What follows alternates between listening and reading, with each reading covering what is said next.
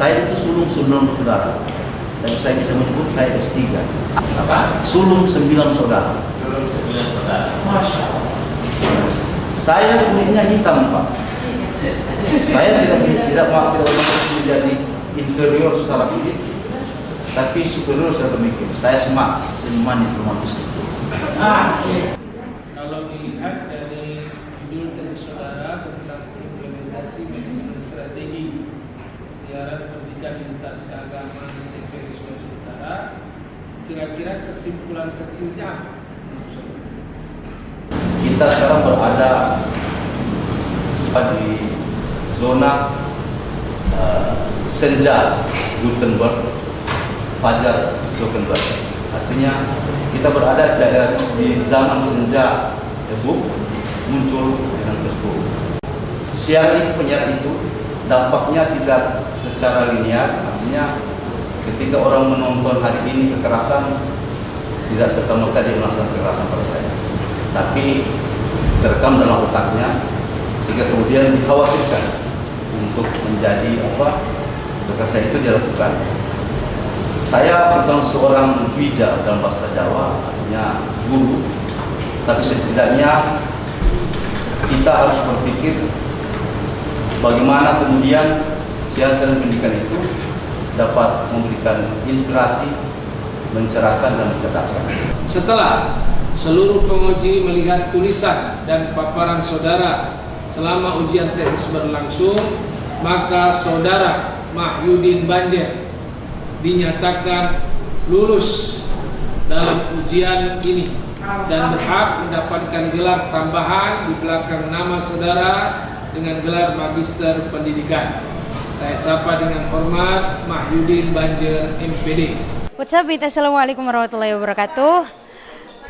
Kita bisa duduk dengan Direktur Pasca Sarjana IAIN Manado, satu kesempatan yang luar biasa. Terima kasih banyak Pak sebelumnya.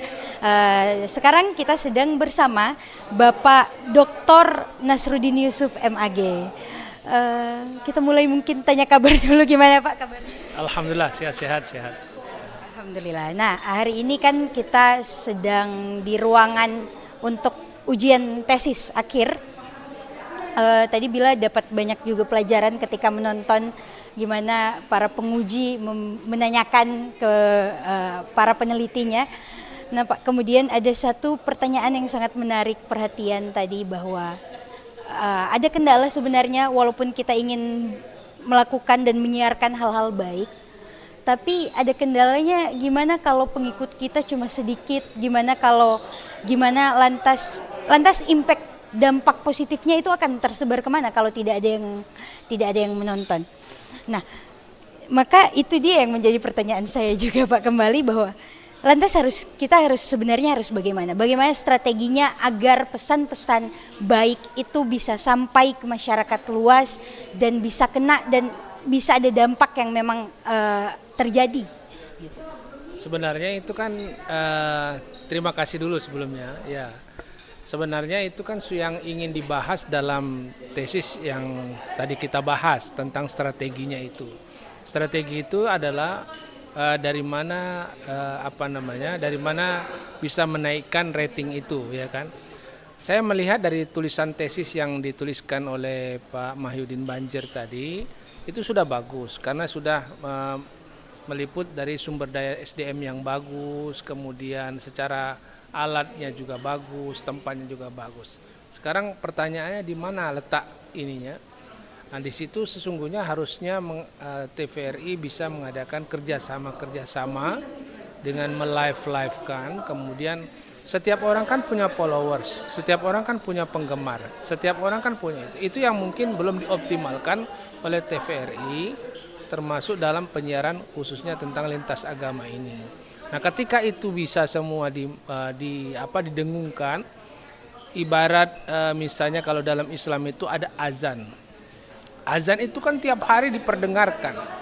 Jadi pertama adalah kenyaringan, intensitas suara kita. Intensitas suara kita banyak atau tidak?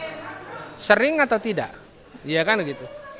Kalau itu intensitasnya sering dilakukan, kemudian memperindah intensitas itu, mengadakan hubungan itu dilakukan, pasti akan membuat banyak ini kebaikan itu akan lebih menyebar.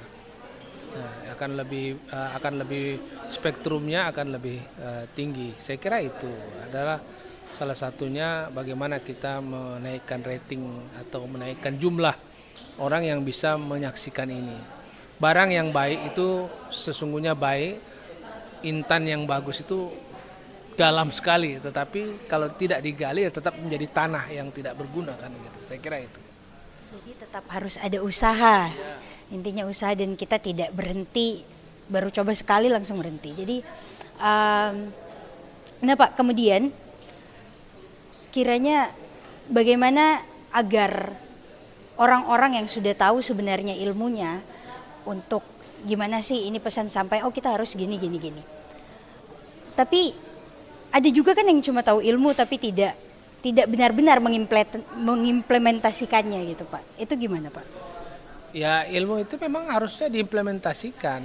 Kita mengetahui keperluan pengetahuan itu adalah untuk spread, untuk kita berikan kepada orang lain pengetahuan itu. Nah itu dimulai dari idealisme yang ada dalam diri. Jadi orang bisa memberikan atau men-share ilmunya kalau ada idealisme dalam diri. Idealisme itu bisa dua, idealisme yang sifatnya memang dorongan sosial atau kemudian dorongan ekonomi. Kalau dorongannya ekonomi pasti nanti kalau tidak ada faktor ekonomi kita tidak akan bisa sampai ke situ. Tapi kalau ada dorongan sosial maka pesan itu tanpa ada ekonomi pun pasti bisa berjalan itu pesan-pesan itu. Nah maka kita harus mencari sumber daya manusia, kapasitasnya bagus, kemauannya bagus, tapi memiliki idealisme. Idealisme dalam arti untuk menyebarkan kebaikan ini. Nah, idealisme itu adalah bukan idealisme ekonomi, tapi idealisme yang memang idealisme sosial. Yang ketergantungannya adalah bagaimana memberikan suatu pemberdayaan kepada masyarakat. Banyak orang yang seperti itu, hanya mungkin kita yang belum dapat, ya kan gitu. Jadi intinya adalah kepekaan sosial kita juga, kesadaran dan bagaimana kepedulian kita kepada sesama dan kepada masyarakat luas. Nah mungkin Pak, terakhir Bapak kan juga sebagai direktur pasca sarjana yang ada di IAIN Manado. Mungkin ada pesan-pesan Pak untuk yang Bapak ingin sampaikan untuk mahasiswa-mahasiswa yang ada di IAIN Manado agar bagaimana mereka sebenarnya harus ke depan setelah menyelesaikan pendidikan. Kalau untuk yang di IAIN Manado mungkin mereka sudah sering saya berikan masukan. Intinya adalah tetap pada keistiqomahan ya, artinya tetap ada realnya. Untuk yang di luar saya perlu sampaikan bahwa saya IAIN Manado ini khususnya pasca sarjana itu sudah semuanya terakreditasi dengan terakreditasi unggul yang A. Artinya Anda tidak perlu jauh-jauh membuang biaya yang begitu besar untuk kuliah di tempat mana-mana. Di sini saja sudah cukup. Artinya sumber daya manusia kita ini banyak yang memiliki kemampuan yang bersifat nasional dan internasional. Di sini ada semua di IAIN Manado ini. Hanya mungkin karena tidak terekspos, hanya tidak terlihat, ya kan? Kita kan harus bicara secara komunal. Nah, sekarang ini sudah mulai ada kesadaran lah dari teman-teman, khususnya yang pembelajar baru yang akan masuk ke Universitas Perguruan Tinggi. Nah, ini IAIN Manado sudah menyediakan hal itu.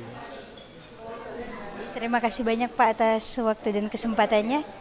Perlu di-highlight tadi bahwa sebenarnya kita nggak perlu jauh-jauh karena di IAIN Manado sendiri sudah terakreditasi dan insya Allah sebenarnya sama aja asal kembali lagi ke diri kita itu maunya gimana. Okay, that's it mate for today video. Don't forget to like, share, comment, and subscribe. See you in the next video. Bye.